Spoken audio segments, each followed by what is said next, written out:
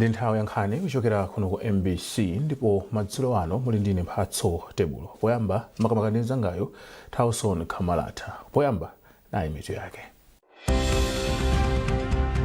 Mzika za mdziko la Ethiopia zisanu ndi zitatu azitumiza kwawo poziganizira kuti zimakhudzidwa ndi mchitidwe ozembetsa wanthu. Anthu atatu afa potsatira ngozi yakusefukira kwa madzi yomwe yachitika m'boma la Mangochi. Ndipo timu ya mpira wa manja ya dziko lino Queens yagonjetsa timu ya Uganda ndi zigoli 59-45 mu mpikisano wa Vitality Netball Nations omwe ukuchitikira mdziko la England.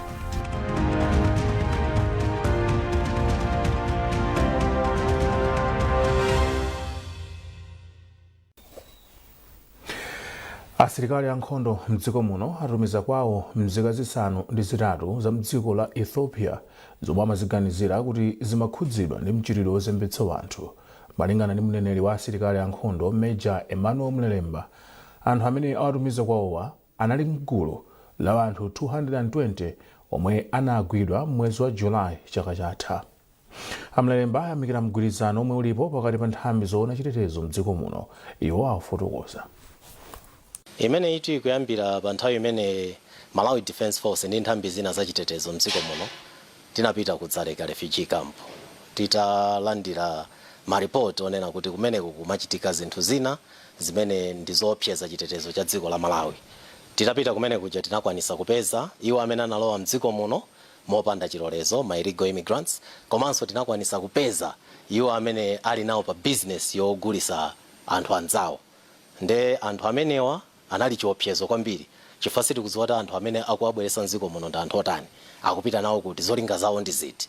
Ngati Malawi Defence Force tinasungako iwo ma human traffickers iwo pamene awo ma illegal immigrants.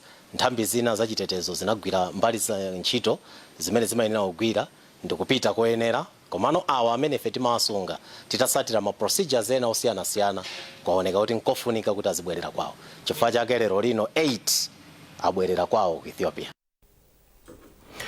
Bungwe la Malawi Law Society MLS latumiza maloya wake maboma onse mdziko muno ngati njira yoonetsetsa kuti chilungamo chikufikira aliyense mofanana.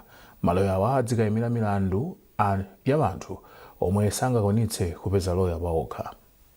Ndondomekoyi kuchitika mogwirizana ndi nthambi yothandiza anthu pa milandu ya Malawi Legal Aid Bureau. Mkulu wa MLS Patrick Mpaka ati ndondomekoyi ikufuna kuthana ndi vuto la kusowa kwa maloya omwe amayimira anthu ovutika. Iwo anena izi mu mzinda wa Lilongwe pamene amakambirana ndi akuluakulu a mabwalo a milandu za ndondomekoyi. Zambiri mulipotire.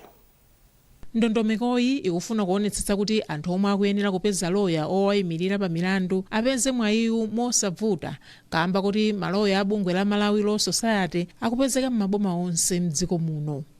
Poyankhula pa msonkhanowu wogwirizira udindo wa mkulu wa nthambi ya Legal Aid Bureau Achimwemwe Chithope Mwale wati pakadali pano ofesi yawo ili ndi anthu 48 okha omwe amayimirira anthu pa milandu, ndipo milandu yoposera 27,000 ikufuna thandizo lawo.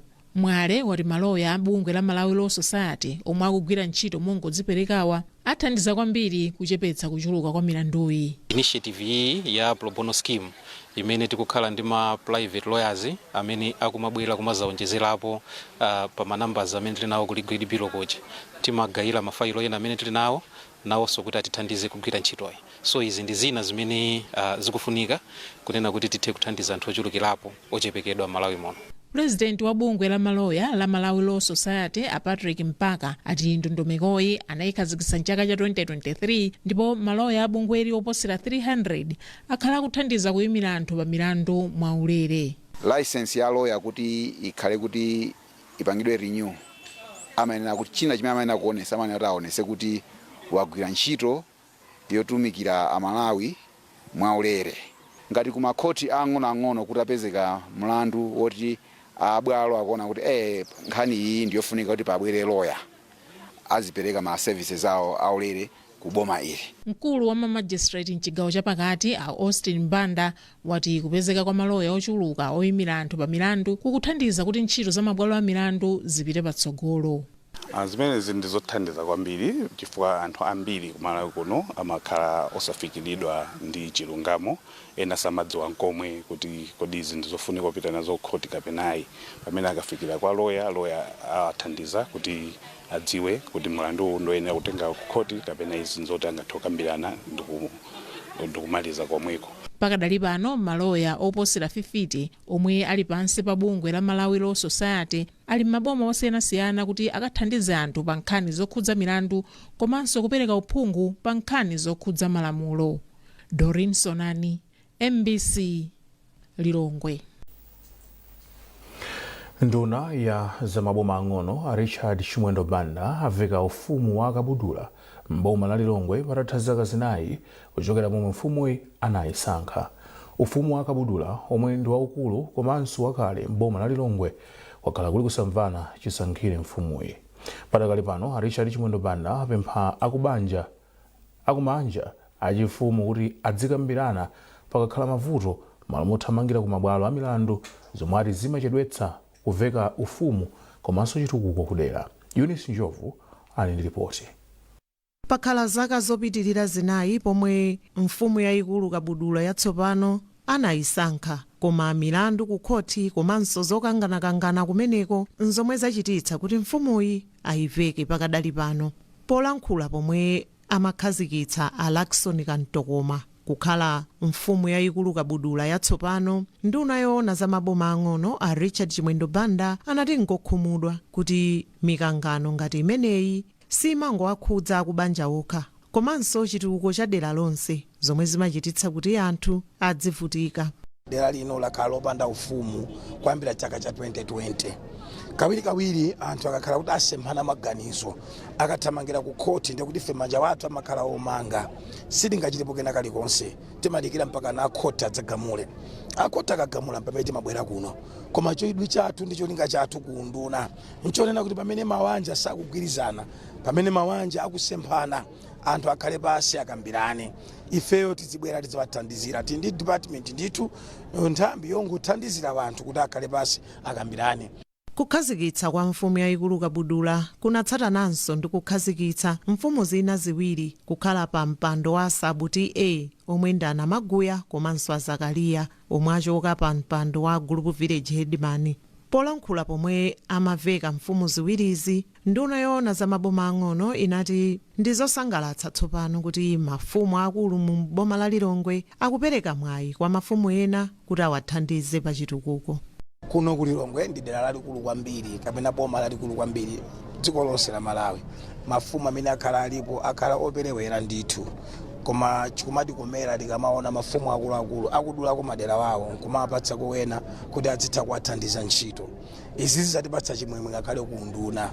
Boma la Lilongwe ndi limodzi la maboma omwe ali ndi anthu ochuluka mdziko muno komanso madera aphungu oposa 20. Koma kumeneko kuli mati A ndi masabuti A okwana 26.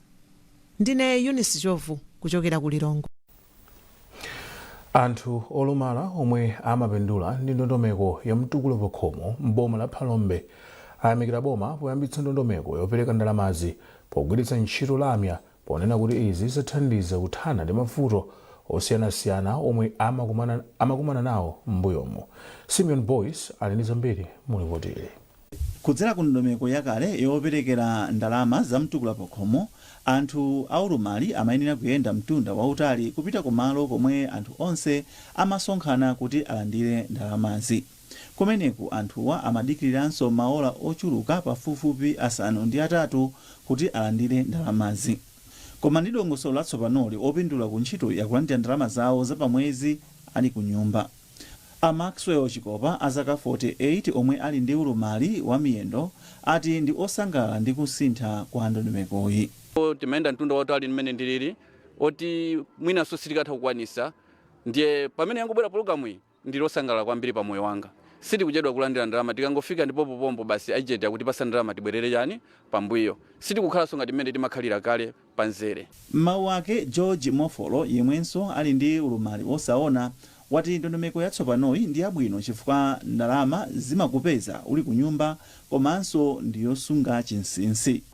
Yabwino ndi yapafoni chifukwa imakupeza mwini wako usali busy kapena tinene kuti yokadikirira ija ulamata mwina kubwera 12 koloko anthu tapitako mamawa ndiye zimapeza kuti njalaso imakukwapula kumeneko ukudikira kuti anthu atani abwere okupasani pamanja pomwe za pafonizi zikupeza iweka mwini wako undi chiganizo choti kandikatenga liti kandikatenga mwezi wa mawa chifukwa zakupeza iweyo mwini wako. Mkulu woona ntchito za chisamaliro cha anthu boma la Phalombe yemwenso ndi mkulu oyang'anira za ndondomeko ya mtukula pa khomo a Faxon Chidzalo ati njira yatsopanoyi yabweretsa phindu lalikulu ku khonsolo komanso kwa anthu opindula.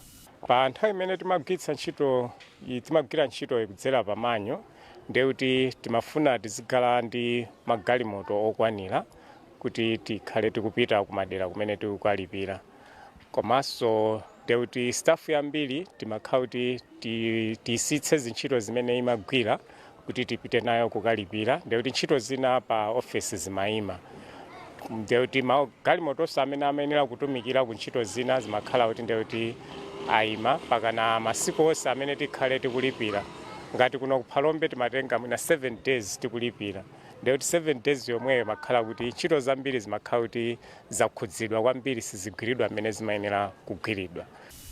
Padakali pano boma la Phalombe lili ndi anthu oposa 10,000 omwe ali mu programu ya social cash transfer mothandizidwa ndi boma la Malawi komanso banki ya KFW ya mdziko la German. Kuchokera kuno ku Phalombe ndine Simeon Boyce. Anthu atatu afa potsatira ngozi yakusefukira kwa madzi yomwe yachitika dzulo makamaka yachitika m'boma la Mangochi. Malingana ndi ripoti lomwe khonsolo ya boma la Mangochi yatulutsa, anthu 48 avulala pa ngoziyi ndipo mabanja 1156 ndomwe akhudzidwa kwambiri. Padakali pano mabanja omwe akhudzidwa ndi ngoziyi akubisala pa sukulu ya primary ya Mpinganjira Changamire ndinso sukulu ya sekondari ya Changamire. Dave Umar ali ndi ripoti. Ambiri mwa anthu am'mudzi mwa Mpinganjira kwa mfumu yaikulu Mapira alibe pokhala malinga ndi madzi osefukira kutsatira mvula yamphamvu yomwe yagwa ku Mangochi. MPC itayendera mudziwu, nyumba, katundu komanso ziweto zawonongeka. A Violet Maduwati komanso a Violet Noah ndi ena mwa anthu omwe akhudzidwa. Iwo ati gwero la madzi osefukirawa ndi mtsinje wa Nansenga omwe unalandira madzi ochuluka kuchokera ku mtunda. Nkhuku zapita zina, mbuzi zina zafa, nditi tuli kuntunda uko tinathawirako mmene tikubwera m'mauno dzitseko maita kukankha m'matope atadzadza mmene mukuonera mukatundu ali panja pano kuipiratu zosakhala bwino zofunda matope okhaokha zimanga zipita ndi madzi zovala moti panopa tangokhala usachogwira. Ena mwa anthu omwe alibiretu pokhala ali pa sukulu za primary za Mpinganjira ndi Changamire. Malingana ndi a Jean Saidi omwe akuyimira anthuwo, chakudya ndi vuto lalikulu. Banja amene akhuzika amene afika pa sukulu pano ndi 122. Azibambo alipo 15, azimayi 117. Komanso tili ndi chiwerengero cha ana mkati momwemo chimene chimakwana 189.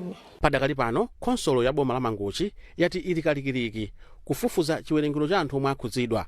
Ogwirizira udindo wa bwanamkubwa wa khonsoloyi a David Chigwenembe ati panopa bungwe la Khadicom lawafikira kale ndi thandizo komabe atumiza uthenga ku nthambi yona za ngozi zogwa mwadzidzidzi ya Dodma. Boma linatithandizabe ndi zinthu zina mangati mablanketi amene pakadali panopa as we speak ndionena kuti ali mnjira kukaperekedwa kwa anthu amene avutikawo komabe mablanketi awa siokwanira tikusakirabe kunena kuti tipezebe mablanketi ochulukirapo. Komanso anzathu aja abungwe la Khadicom amene wanso atithandizapo ndi zovala zimene zikapatsidwa kwa anthu amene wawo chifunira kuti atankhani zovala zawo zimene. Padakali pano khonsoloyi ikupempha akufuna kwabwino kuti ayigwire pamkono pa ngoziyi ndi thandizo losiyanasiyana. Dave Umar, MPC, Mangochi. Nkhanizi zikuchokera kuno MBC ndipo madzulo pano muli ndine Mphatso Tebulo ndi mzangayo Tauson Kamalata. Bwanje tionenso mitu yake. Mzika za mdziko la Ethiopia zisanu ndi zitatu azitumiza kwawo poziganizira kuti zimakhudzidwa ndi mchitidwe ozembetsa wanthu. Anthu atatu afa potsatira ngozi yakusefukira kwa madzi yomwe yachitika m'boma la Mangochi. Ndipo timu ya mpira wa manja ya dziko lino Queens yagonjetsa timu ya Uganda ndi zigoli 59-45 mu mpikisano wa Vitality Netball Nations omwe ukuchitikira mdziko la England.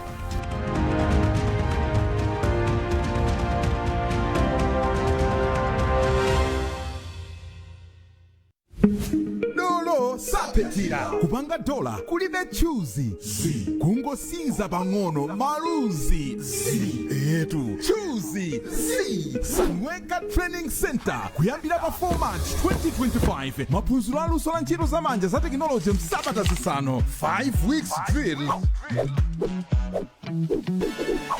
Fees imayambira 95,000 kwacha malingana ndi gawo lomwe mwasankha ndiye kuli 4 months training. Fizi imayambira 360,000 Malawi kwacha. Kumbukirani timakupatsani izi mwaulere. Come and register now. Sanweka Training Center. Tukutoka ngono dola loloro. The Big Brother Mzansi house is giving spice. Woo! It's giving umlilo. So find some shade, because the housemates have entered the chat and they will tell what they must for the 2 meter. It's all about keeping it cool, even when they are seeing flames. Asbanye. Big Brother Mzansi Season 5 starts Sunday, 12th January at 6 p.m. only on the home of local. Big Brother Mzansi, proudly sponsored by Lotto Star. Wow, your roof timber trusses look amazing. What's your secret? I only use the best anti-termite products on my timber. I trust Sheldrite Anti-Termite to keep them looking pristine. Sheldrite has a special formula that provides deep nourishment to the wood, protecting it from termites and other wood-boring insects. And the best part? It lasts longer than other brands. And it is also available in a colorless variant. See this? With Sheldrite, the liquid penetrates deep into the wood. But with this other brand, it barely covers the surface. Don't settle for cheap products. Choose Sheldrite. It's the premium choice. Sheldrite, the very best.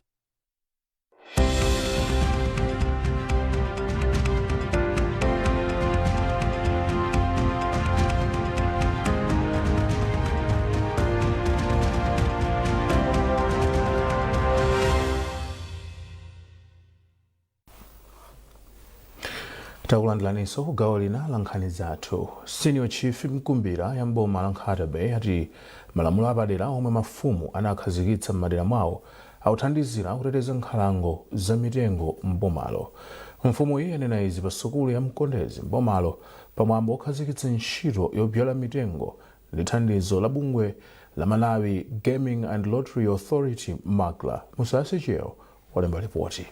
Poyankhula pa sukulu ya primary ya Mkondezi m'boma la Nkatabe pamwambo okhazikitsa ntchito yodzala mitengo, Senior Chief Mkumbira inati mafumu m'bomali ndi ogwirizana pokhazikitsa ndi kugwiritsa ntchito malamulo apadera ndipo njirayi ikuthandiza kuteteza zachilengedwe monga mitengo. Mukaonera madera kuno kwathu Nkatabe ndi madera ena nkaona kuti kuno kwathu mitengo ikutani yokumachulukirako inde kwina aononga alimo momwemo koma be timayitsesa ndithu amene walagwisa zimene zotowanira mitengo mosatani ndeti mamulipirisadi kuti ameneyo alipire chindapusa chipasana mvere malamulo amene afumu ampasa mdera lake ndiye mbylaws tilinawo ndi mdera linalo. Mneneri wa bungwe la Malawi Gaming and Lotteries Authority MAGLA Nancy Marata wati bungweli lapereka thandizo la mitengo ngati njira imodzi yobwezera kwa anthu. Amarata atinso boma la Nkatabe ndi limodzi mwa maboma omwe kuli ntchito zokopa alendo kotero kubwezeretsa zachilengedwe kukhoza kupitisa patsogolo ntchitozi. Munthu ukamafika ku Nkatabe kuno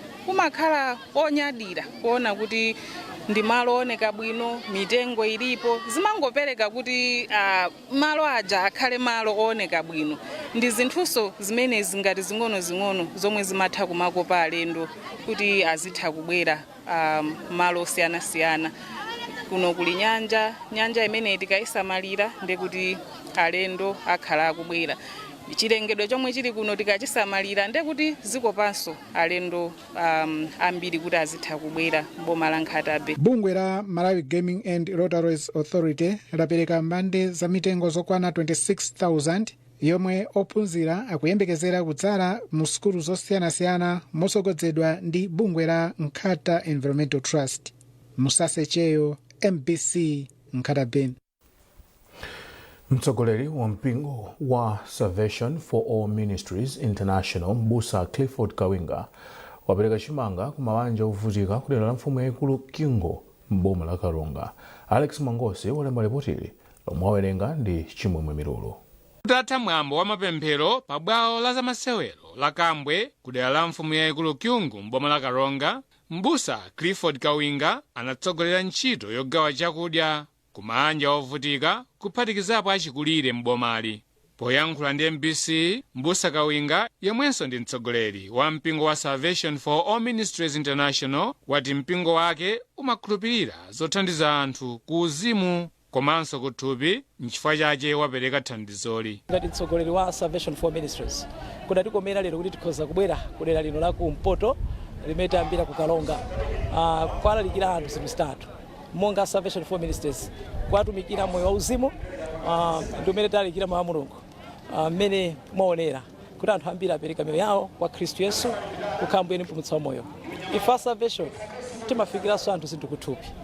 Pachifukwa ichi ndi njala imene ili ku dziko la Malawi kudatikomera tikhoza kuapatsa anthu chauzimu komanso chakuthupi. Mfumu yaikulu Kingo ya m'boma la Kalonga ndi Chitipa inapempha anthu m'bomali kuti adzikondana ndi kulemekezana. Uthenga wanga monga masiku onse ndi chikondi, kulemekezana, kugwirizana kuti titukule Karonga yathu iyi ndi Chitipa yathu iyi. Mmodzi mwa anthu omwe apindula ndi thandizoli a Joyce Munthali ati thandizo la chakudyali lafika pa nthawi yake. Chisangalalo changa ndi chothokoza Mulungu kuti ndalandira chakudya. Ndalibe china chilichonse koma Mulungu andiyankha ndalandira chakudya.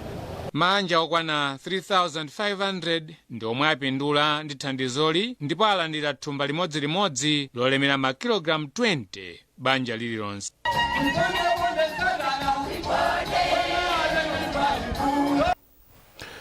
Bungwe lophunzitsa ziyankhulo zosiyanasiyana la Language Training and Consultancy Solutions LTCS lati kuthandiza ophunzira pa nkhani zachuma komanso zipangizo zogwiritsira ntchito pa maphunziro ndi kofunika popititsa patsogolo maphunziro mdziko muno. Mkulu wa bungwe la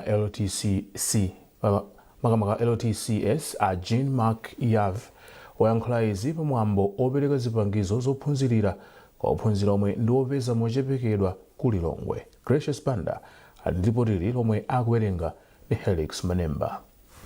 Sukulu za sekondari zokwana 21 mdziko muno ndi zomwe zikupindula kudzera mu thandizo lochoka ku bungwe lophunzitsa anthu ziyankhulo zosiyanasiyana la Languages Training and Consultancy Solutions LTCS, ndipo ndondomekoyi ikuthandiza ophunzira asanu pa sukulu iliyonse.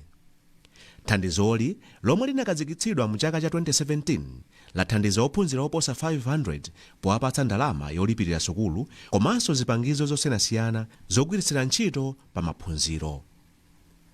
Mkulu woona zamalonda ku bungwe la LTCS Alufula Gumbo ati bungwe lawo litaona kuti ophunzira ambiri mdziko lino akulephera kupitiriza maphunziro chifukwa chosowa thandizo laganiza zokhazikitsa thumbali. Titaona kuti ifeyo business yathu imwe timapanga komanso timaprofits imwe timapanga timachokera mu communities, ndi naona kuti kuli bwino bwanji ifeso tiperekeso ku communities koma kumatithandizira ife business yathu kuti iziyenda. Then after taona kuti pakuoneka kuti pali kusowekera kwa ana maskulu ena kusowekera mafizi ena ma school materials, ndi naona kuti bwanji ifeyo thandizo lathu lizere ku za maphunzirozi, ndi naona tiyeni tilowere ku maphunziro kuti kathandizire ana fees. Mmodzi wa aphunzitsi a sukulu zomwe zikupindula kudzera mu thandizoli a Chris Chizumba omwe ndi mphunzitsi pa sukulu ya Mkwiche Sekondari apempha mabungwe akufuna kwabwino kuti atenge nawo mbali pa ntchito yothandiza ophunzira osowa chifukwa ndi ochuluka msukulu za mdziko muno. Mkwiche Secondary School ndi ana ambiri kwambiri ndi ana ake amakhota kuchokera ma areas amene ali ngati Ntandire, ndi ana ambiri amene akuchokera kwa Ntsiriza, ndi ana ambiri amene akuchokera kwa Kauma. Ndi ana amene wawa titati tilene kuti percentage imene makwanitsa kupereka fees imakhala yochepa kwambiri. Ndi itakhala kuti ena ambiri athandizire pa ana amene watengedwa awa ife titothokoza kwambiri. Wophunzira wa form 3 pa sekondari ya Bwaira Simeon Phiri yemwe wakhala akulandira thandizoli kuyambira ali form 1 wayamikira ndondomekoyi ponena kuti yamuthandiza pa maphunziro ake. Thandizo limene andipasa ndilofunika kwambiri chifukwa mungathe kuona kuti apapa ndalandira makope ndi 20 ndiso ndi instrument mapeni mapensulo ndi chikwamaso. zimenezi zimathandiza kuti mwana wa school ndi school environment yake. Ngati mwana wa school ali ndi zimenezi zimamuthandiza njira mbiri kuti manotsi umapanga kafu masunga mumejeni makope mucha.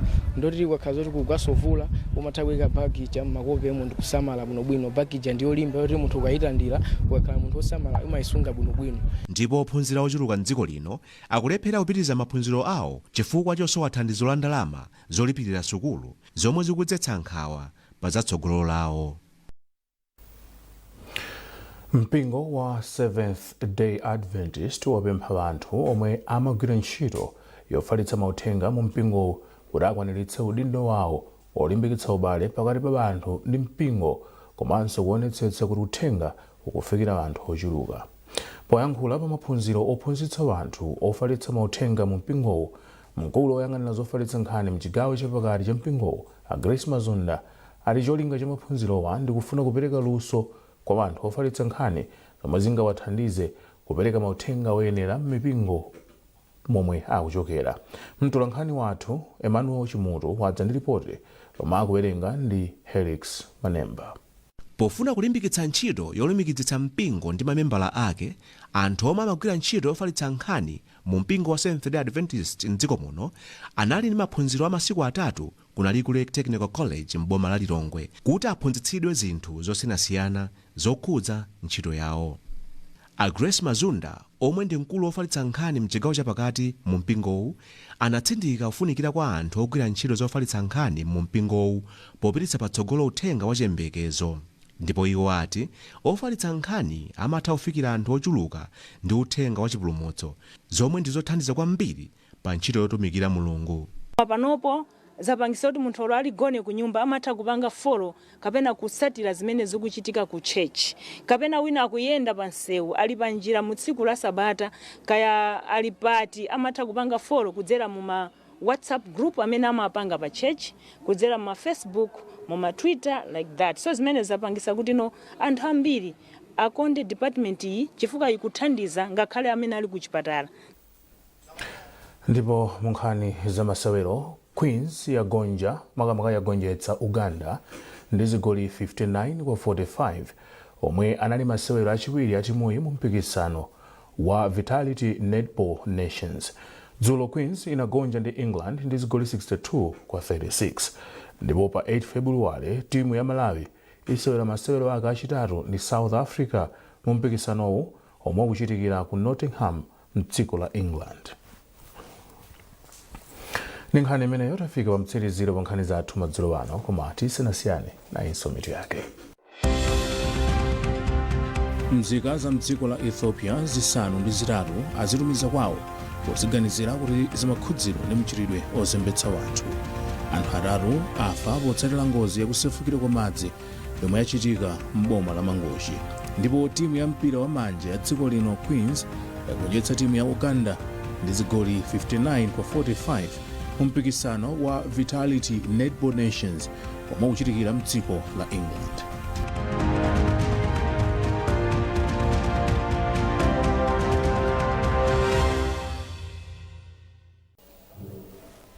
Pezani nkhanizi ndi zina zambiri popita pa mbc.mw kapena MBC Digital pa Facebook, Instagram komanso X. Munali ndine Mphatso Tebulo ndi mzangayo Tauson Kamalata. Tikufunirani usiku wabwino.